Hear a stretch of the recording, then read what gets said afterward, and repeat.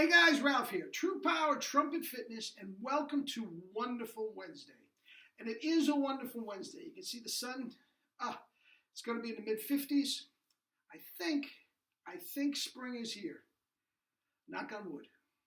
Anyway, you saw the thumbnail. I have a very, very cute story that involves a wonderful, world-class trumpet player and endurance. It ties into everything that we've been talking about.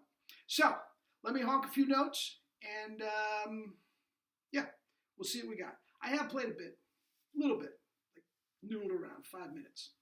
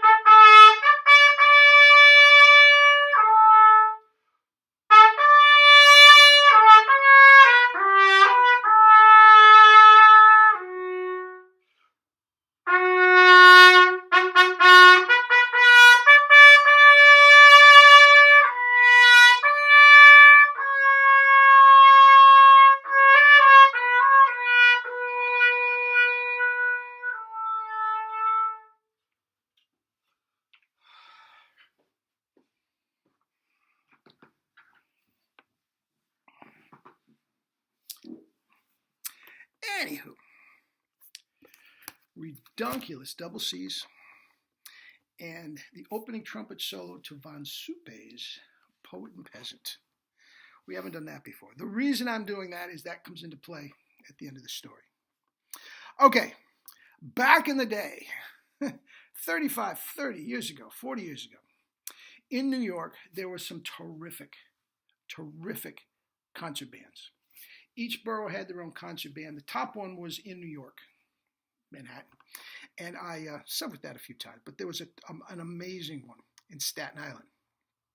Okay, and I played with them quite a bit. Now, it was a wonderful job because it was all hardcore concert band music, pops music on 4th of July and all that sort of stuff, but really hardcore stuff. It was all union. We got a nice pay. We got, pension and welfare and all that sort of stuff. It was a very, very nice gig. It's no longer in existence, but it was called the Sims Band. Now, every year, they would play the San Gennaro Festival in typical Italian fashion. This specific part, most of Staten Island at that time was very, very hardcore Italian. I don't know what it is anymore, the demographic, but at that time, big time. And there was a serious, large Italian section, even though most of Staten Island was indeed Italian. And at the San Gennaro Festival, just like you saw in the Godfather, the whole community would come out and they would have this big cross with a picture of the Virgin Mary on it, and everybody would put money on it. It was a huge money-making thing and a big festival where they had a lot of booths and food and all. It was just a huge to do. And they had the like thing in Little Italy that the Manhattan Band played at as well. And actually, the Sims Band was the band, believe it or not, in the movie The Godfather. It was a terrific band. Anyway, so we're doing the San Gennaro Festival, and this was walking all over this section of Staten Island. And it went at least 8 hours, 10 hours. Now, you're not marching like marching band or anything like that, but, we're all in rows, and you're walking around Staten Island, okay, and playing all these hardcore old Italian folk tunes, Tarantella, not not that one, but all this sort of thing, and mucho dinero, even though it was torture, because 10, 12 hours later, you're still honking, chops, the whole 9 yards. Now back then, I was at my absolute peak physically, okay, 29-inch waist, 6% body fat. I could just walk out the door and run a marathon. Well, Monday, you want to run a marathon? Yeah, let's do it. That was the kind of, just peak shape, okay? And when I got called to do this, they warned me, there's going to be a lot of playing and a lot of walking, and we can't have, moaning and groaning and all this sort of stuff. And I said, no sweat. I got this. I got this. I laugh at this, right? We're just walking. I got this. All right. So anyway, we're out there playing, walking around. 2-3 hours into it, I'm starting to feel it, right? On the other hand, there was this guy down on the other end, a little short Italian guy, okay, that's just killing it. Just killing it. Had all the tunes memorized, so he's not even carrying music. He is just killing it. And I believe he lived in Staten Island, so it seemed like everybody knew him, okay? And he had a little hip flask. He's taking a nip every now and then, smoking cigarettes like you wouldn't believe, in his mouth while he's playing. He's holding it in his hand. Also used to stick it in the little third valve crook. I mean, and he's killing it. Okay? 5 hours into it, I am really toast. The rest of the band was toast. I'm hanging in there. But this guy is just getting stronger and stronger and stronger. And we go through the neighborhood, and he'd pass and this is the honest to God's truth, he would pass a neighborhood bar, and he'd shoot in, get himself a shot of Jack Daniels, and he'd be back in, and we'd slow down for him, and he'd come back. He's just getting stronger. And I said to my friend who's next to me, who the heck is this guy? Oh, he said, you didn't know that? That's Gino. I said, Gino? Gino Bizarro. Oh my God. Now, you guys that don't know, you younger guys have no idea who I'm talking about. But you older guys go, oh my God. Because this is lead trumpet Harry James, okay? And lead trumpet, the original West Side Story, Leonard Bernstein Broadway show. That's the kind of trumpet player he was. Creme de la creme. Okay? Unfortunately, a degenerate alcoholic who died way too young. I don't think he made it to 60. And lost out on so much work.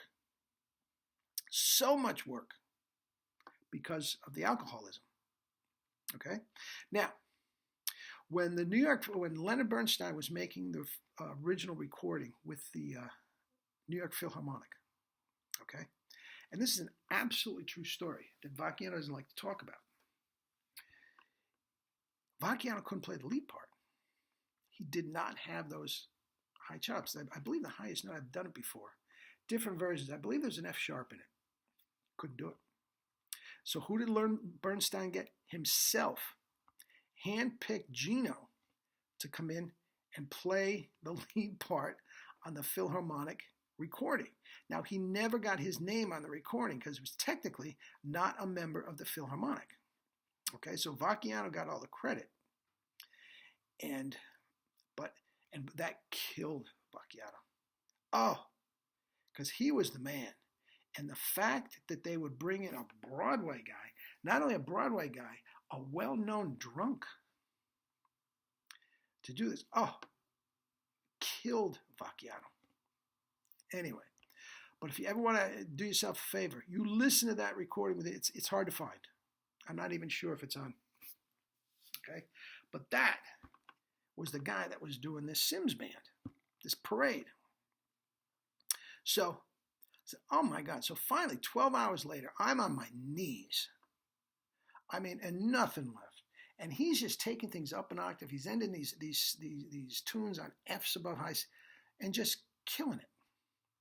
And I went to, afterwards, we finally stopped. I said, Mr. Bizarro, I'm a big fan of yours. If you live here in Staten Island, I'd love to come out and take a lesson with you or two sometime. Love to. He laughed. He's half in the bag by now, if not completely in the bag. He says, kid, this is the only thing I can teach you. Drink beer, don't mess around with this stuff. And he showed his hip flask. And he says, blow hard. That's all I can tell you. So that was my lesson from Gino Bizarro. But the point is, guys, here we have Mr. Health and Fitness, who is toast. And we have this really drunk guy on the verge of death, I hate to say it, who just got stronger and stronger and stronger. His chops were right, and it was no problem. My chops at the time, strong as they were not right, completely right. I could do what he did now and finish stronger. Not back then. The chops are right. The endurance takes care of himself. Now, there was plenty of rest. You know, we play a tune. They weren't out of the staff. It was just regular stuff and whatnot. Now, the icing on the cake is this. I went out a couple months later, at a sub, to do a concert with him. Now, you did a rehearsal and a concert. And on the concert was the Poet and Peasant Overture. All right? Guys, he played that on his Harry James double cup. Guys, it was one of the most beautiful things I've ever heard in my life. And you know I've been around the block dozens of times, and I've heard a lot of trumpet players. But that may have been the finest trumpet playing I ever heard. At one point in the rehearsal, I literally put my trumpet down and just listened. Now, if you know anything about these concert band arrangements for Poet and Peasant, Semiramide, and all this sort of stuff, the arrangements are such that they have to do something with the violin parts. And they get into the clarinets and the flutes and the trumpet parts. So along with that beautiful solo, I mean, he's doing these rips and just killing it. Now remember, I'm very close and studying with Mel Broyles at the time, who I consider the best. And I'm telling you what, this was easily some of the most gorgeous playing I've ever heard in my life. And again, the chops were right. And he literally, drunk, falling down drunk, was killing Mr. Fitness here. Now, if you look at the big picture, do I believe in health and fitness? Yes, I've explained this before. But the chops were right. He had a great mouthpiece. He was a marvelous player. That's that. So there's my story, a little trip down memory lane. I love that story. Anyway, eat and drink fruits and vegetables and live your life with true power. Love you all. See you tomorrow.